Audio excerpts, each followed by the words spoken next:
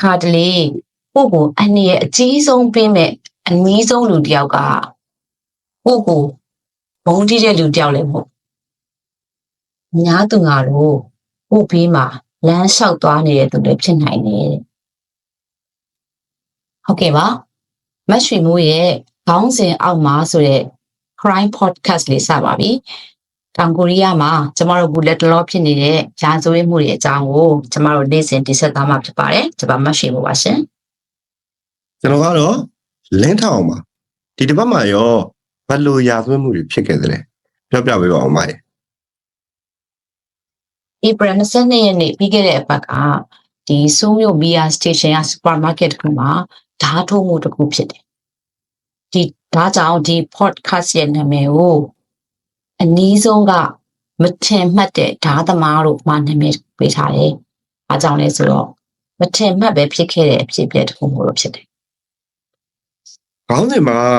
မထင်မှတ်တဲ့ဆိုတဲ့စကားပါကလေးကတုံလုံးချုပ်ချောက်ပွဲကောင်းတဲ့အချမ်းဖတ်မှုတစ်ခုရာဇဝတ်မှုတစ်ခုဖြစ်မယ်လို့တော့ကျွန်တော်သိလိုက်ရပြီပေါ့နော်အဲ့တော့ဘာကဘယ်လိုဖြစ်ခဲ့တာလဲဟုတ်တယ်ဒီနေ့တဲ့ကတော့ဘယ်လိုခေါ်မလဲတော်တော်လေးကိုပေါ့နော်စိတ်မကောင်းစရာပဲဝမ်းနည်းစရာလည်းရန်ကောင်းတယ်လွန်ခဲ့တဲ့အပတ်ကဒီဧပြီ22ရက်နေ့ညနေကပေါ့နော်ဒီဆိုးမြို့ခံပုခုမှာရှိတဲ့စူပါမားကတ်ကူမှာဓာတ်ထိုးမှုတစ်ခုဖြစ်ခဲ့တယ်ပေါ့နော်ရဆက်ဆက်ဓာတ်ထိုးမှုတစ်ခုဖြစ်ခဲ့တယ်ယောက်ျားတစ်ယောက်ကအနီးမှာရှိတဲ့အမျိုးသမီးကိုဓာတ်နဲ့ထိုးတဲ့အမှုပေါ့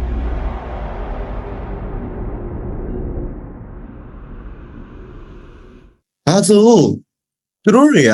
တယောက်နဲ့တယောက်တစ်ခါမှ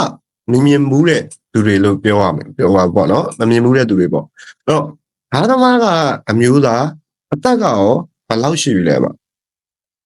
ဒီအမျိုးသားကအသက်32နှစ်အရွယ်ပဲရှိသေးတယ်အမျိုးသားဓာတ်ကင်ပြီးတော့အသက်60အရွယ်အမျိုးသမီးတူကိုသူတက်ဖြတ်လိုက်တာပြီးတော့အခြားအသက်40ကျော်အမျိုးသမီးတူကိုလည်းဓာတ်နဲ့ဟိုတာထိုင်ရပြင်းပြင်းထန်ရအောင်ပို့ပြီးတော့အောင်ဖို့ကောင်းတာကဘာအကြောင်းပြချက်မှမရှိဘူးဘာအကြောင်းပြချက်မှမရှိဘဲနဲ့ဓာတ်နဲ့ထိုးတာဖြစ်တယ်အတော်ကြောက်ဖို့ကောင်းတဲ့ဖြစ်ရတစ်ခုလို့ပြောရမယ်နော်မနေရင်ထိုင်ရင်သွားရင်လာရင်ဓာတ်နဲ့အထိုးခံရတာပေါ့အဲ့တော့ဒီထိုးတဲ့ဓာတ်သမားကိုရောမိသွားပြီလားမတို့ဓာတ်သမားကိုလည်းမိသွားပြီပြီးတော့ရဲတပ်ဖွဲ့ကအခုသူ့ရဲ့နာမည်ရောသူ့ရဲ့အသက်ပေါ့နော်အတိအလင်းတောင်ကိုရီးယားသတင်းတွေမှာမနေ့ကစပြီးကြီးညာနေပြီပေါ့ဒီသူ့ရဲ့ကိုရေးကိုတာအချက်လက်တွေပါတခါရဲ့ပို့လို့ပြည်သူတွေသိအောင်ကြီးညာတယ်သူ့နာမည်ကကင်ဆောင်ချင်းနဲ့အသက်က32နှစ်ပြီးတော့ဒီသူ့ရဲ့ကိုရေးကိုတာတွေကိုထုတ်ပြတဲ့ရွေချက်ကပြည်သူလုံခြုံရေးဆိုပြီးရေးထားတာမှတွေ့ရတယ်။လူလူလုံခြုံရေးပေါ့နော်။တောင်ကိုရီးယားမှာရှိတဲ့ပြည်သူလူထုရဲ့လုံခြုံရေးအတွက်သူ့ရဲ့ကိုရေးကိုတာအချက်လက်တွေကိုထုတ်ပြခဲ့တာလို့ကျွန်တော်တို့မြင်ရတယ်ပေါ့နော်။အဲ့တော့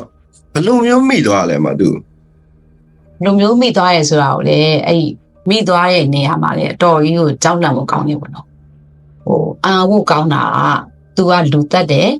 လူတက်ပြီးတော့သူထွက်မပြေဘူးသူထက်မပြေးပဲနဲ့သူကိုယ်တိုင်ပဲ119ကိုပုံဆက်ပြီးတော့ကျွန်တော်ရာဇဝတ်မှုတစ်ခုလုပ်ထားတယ်အဲ့တော့ကျွန်တော်ဖုန်းကိုခြေရခံပြီးတော့လိုက်ခဲ့ကြသူရဲကိုသူကိုယ်တိုင်အဲ့လိုဖုန်းဆက်လိုက်တာဟာဒီလိုလူသားမှုကြီးကို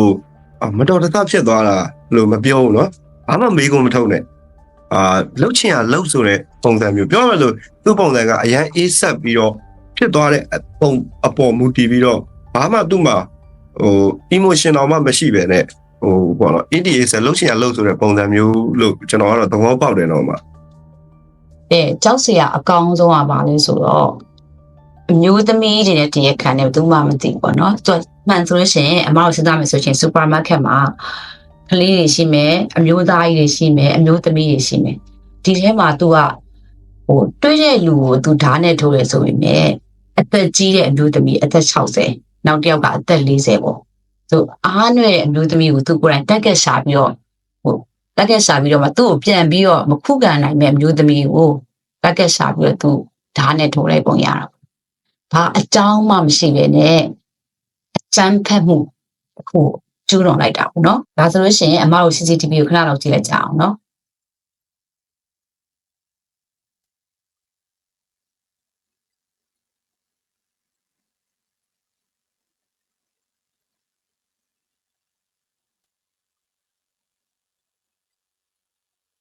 ဟာစစ်လေးတွေပါတော့ထုတ်တောက်နေလိုက်သေးရဲ့နော် CCTV မှာအဲ့ဒီကင်ဆောင်ချင်းကစေးရုံဝတ်စုံဝတ်ထားတယ်နော်မဟုတ်တယ်သူကဒီစူပါမားကတ်မှာမားကတ်နားမှာရှိတဲ့ဒီအယိုးဆေးဥမှာတက်တာအယိုးဆေးဥမှာတက်တာလေဟိုကြီးကြီးကျယ်ကျယ်သူဟိုဒဏ်ရာရလို့မဟုတ်ဘူးသူအမေတို့ insurance ပေါ့နော်သူ insurance တခုလိုချင်လို့ပေါ့ insurance ဆိုအမတို့ဒီတောင်ကိုရီးယားမှာဒီဆေးဥတက်ရတယ်ဆိုလို့ရှိရင်ဒီအသက်အာမခံနေပတ်စံပြီးအဲ့အတွက်ကိုတမင်အသက်ဒီတချို့ရဲ့ဆေးရုံလာတက်တဲ့လူတွေရှိတယ်သူလည်းအဲ့ထဲကတယောက်ပေါ့နော်ဆေးရုံကနေပြီးသူထွက်လာပြီးစူပါမားကတ်ကိုလာပြီးတော့ဒီစူပါမားကတ်မှာရှိတဲ့ဓာတ်တွေစူပါမားကတ်ဆိုဓာတ်တွေရောင်းတဲ့နေရာရှိမယ်ဟိုစွန်းနေရောင်းတဲ့နေရာရှိမယ်ပေါ့နော်အဲ့ရနေပြီးသူဓာတ်ကိုသူကောက်ယူလိုက်ပြီးတော့မျိုးသမီးကိုဓာတ်နဲ့ထိုးလိုက်တယ်သူကဖုန်းဆက်ပြီးတော့ကျွန်တော်ရာသွင်းမှုကျူးလွန်လိုက်တယ်ကျွန်တော်ဖုန်းနေရာကိုခြေရခံပြီးလာခဲ့ကြလို့ပြောတကယ်ချွတ်စင်နော်ဘာကြီးတကယ်ချွတ်စင်လိမ့်စာလည်းမပြောဘာဖြစ်တယ်လည်းမပြောကြောက်လန့်တုန်လုံးမှုလည်းသူ့စီမှာလုံးဝမမြင်ရဘူးတိကြကြပြောရရင်ဗျာလုံးဝကိုဂယုဘသူ့ကိုမှဂယုမဆိုင်ဘူးဆိုရက်အထားတော်တော်ကိုတွေးအေးလွန်းတယ်လို့ပြောရမယ်နော်မဟုတ်တယ်ပြီးတော့ဒီလူတတ်မှုလုပ်ပြီးရတဲ့အချိန်မှာဓာတ်ကိုထိုးပြီးတဲ့အချိန်မှာသူထွက်မပြေဘူးကြီးငိမ့်နဲ့ရက်နေရစလိတ်တောက်တယ်119ကိုပုံခေါ်တယ်ပြီးတော့သူကအဲ့ဒီ119မှာဒီအမျိုးသမီးကတွေးကျင်နေတွေးအိမ်မှာလဲနေတာပေါ့နော်တယောက်ကလဲနေတာကိုလေဒီအမျိုးသမီးကိုလေနားကိုလေဘူးမှမကိုက်ဘူးလူတွေကဝိုင်းကြည့်နေကြပါတော့ဟိုဘာလို့ရမှာလဲမသိဘူးအဲ့အချိန်မှာသူကတော့អော်ကောက်လိုက်သေးတယ်ဒီလိုကိုလုံးဆရာရှိရကိုလုံးကြဟိုသူကအေးစေးစလိတ်တောက်လိုက်သူများတော့အောင်ငေါက်လိုက်လို့အဲ့ဒီပုံစံမျိုးအဲ့ဒီအခြေအနေမှာရှိတာနောက်ပြီးတော့သူအတော့သွေးအေးတာပေါ့နော်ဒီသူ့ကိုမိသွားတဲ့အခါမှာလည်းသတင်းတောက်တွေကပေါ့ထုံးစံတိုင်းပေးရပါတော့ခင်ဗျားပေါ့ဒီကိစ္စနဲ့ပတ်သက်ပြီးခင်ဗျားတကယ်ကိုနောင်နာရရလားပေါ့စိတ်မကောင်းဖြစ်ရလားပေါ့သူစိတ်မကောင်းပါဘူးသူစိတ်မကောင်းပါဘူးလို့သူတခါတော့ပြောတယ်အဲ့တော့သတင်းတောက်ကဆက်မိရဘာလို့စိတ်မကောင်းတာလဲပေါ့နော်ဘာလို့စိတ်မကောင်းတာလဲဆိုတော့ဘာမှမဖြစ်ဘူးအေးဆေးပဲပေါ့လို့တူမျိုးတော့ကြောက်ဖို့ကောင်းတော့ဒါကျွန်တော်တို့လူအတိုင်းဝိုင်းအတွက်မေးခွန်းတစ်ခုဖြစ်လာတယ်ပေါ့နော်ဒါမျိုးတွေကမထင်မပဲဖြစ်နိုင်တယ်ဆိုတော့မဖြစ်ခင်မှာဘလို့တတိထားနိုင်မလဲဆိုတာမျိုးပေါ့နော်ဘလို့တတိထားနိုင်မလဲဆိုတာမျိုးရဲတွေကလည်းတရားခံရဲ့နာမည်နဲ့ဓာတ်ပုံကိုတရားဝင်ဖော်ပြတယ်ဆိုတော့ကိုရီးယားမှာဒါမျိုးတွေကအတော်ရှားတယ်မို့လားပါအမရေးထားတဲ့စာတွေဖတ်ရတာ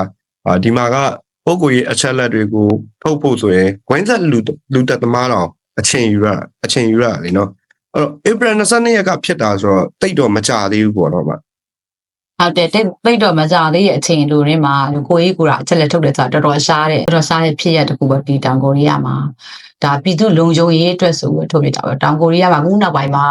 ဟိုဥပဒေတွေကနည်းနည်းတော့အရင်ရတဲ့စာလို့ရှိရင်နည်းနည်းတော့အစွမ်းထွက်လာပြီပေါ့နော်သူတို့ဥပဒေကိုသူတို့အချိန်နဲ့အခါနဲ့လိုက်ပြီးပြင်တာမျိုးပေါ့နော်အဲ့လိုမျိုးတွေရှိတယ်နောက်ပြီးတော့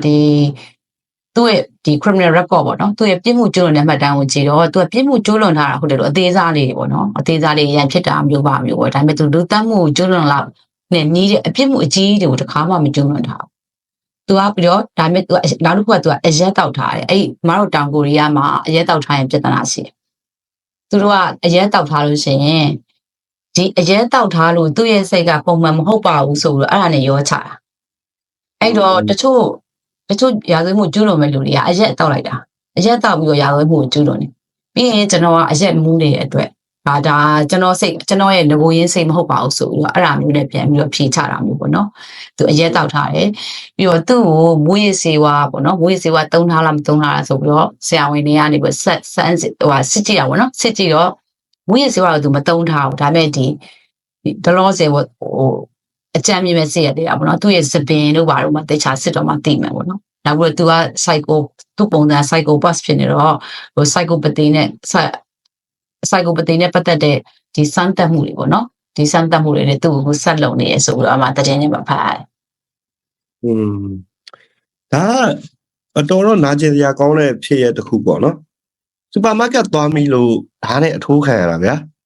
ဘေးရန်တွေကအချိန်မီကြာရောက်နိုင်တယ်ဆိုတာနိုင်ငံတကာအတွက်တတိပေးလိုက်တာပဲဗျဒီလိုရက်ဆက်ကြမ်းကြုတ်တဲ့လူသားလို့တော့မခေါ်နိုင်ဘူးဟုတ်နော်မိစ္ဆာလို့တတ္တဝါကိုလူအတိုင်းဝိုင်းထဲမှာထပ်မှန်ပြီးတော့ကျွန်တော်တို့ရဲ့ပတ်ဝန်းကျင်တွေမှာခွင့်ပြုထားတဲ့လားဆိုတာကမေးခွန်းကြီးတစ်ခုလို့တော့ကျွန်တော်မြင်တယ်ကျွန်တော်တို့ဒီလိုလူမျိုးကိုဖောင်ထဲမှာပိတ်ဆို့ထားဝရပေါ့နော်ထားဝရဖောင်ထဲမှာပိတ်ဆို့ထားဖို့လိုမယ်လို့ထင်တယ်ဘာဖြစ်လို့လဲဆိုတော့သူ့ရဲ့စိတ်နဲ့သူ့ရဲ့လှုပ်ဆောင်မှုတွေဟာပြောမယ်တာမန်လူတယောက်ရဲ့ပုံစံမျိုးမဟုတ်ဘူး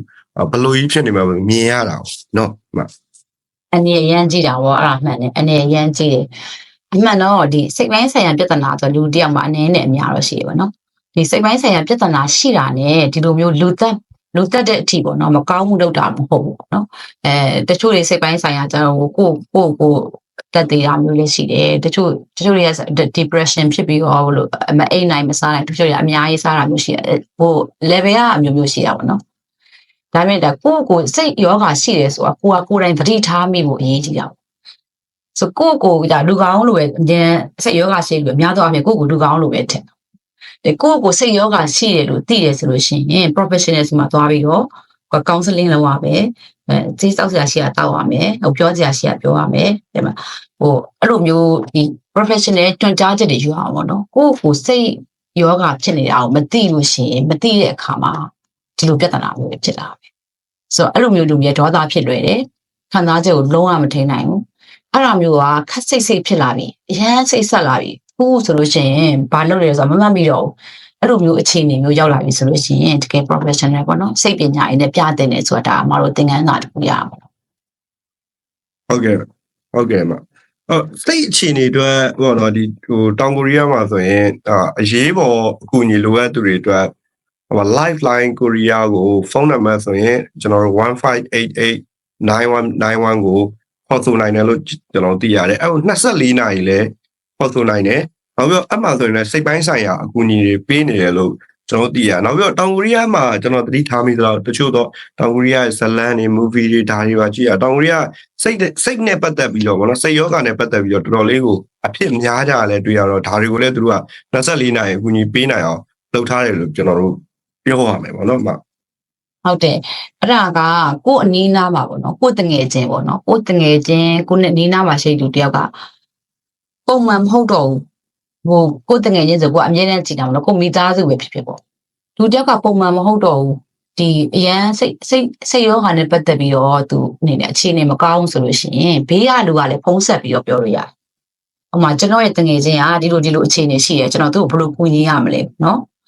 ဒီလိုမျိုးစိတ်ယောဂဖြစ်နေတဲ့သူကိုယ်တိုင်ကကျွန်တော်စိတ်ယောဂဖြစ်နေလို့ထင်တယ်လို့ဖုံးဆက်တာမျိုးကတိတ်မဖြစ်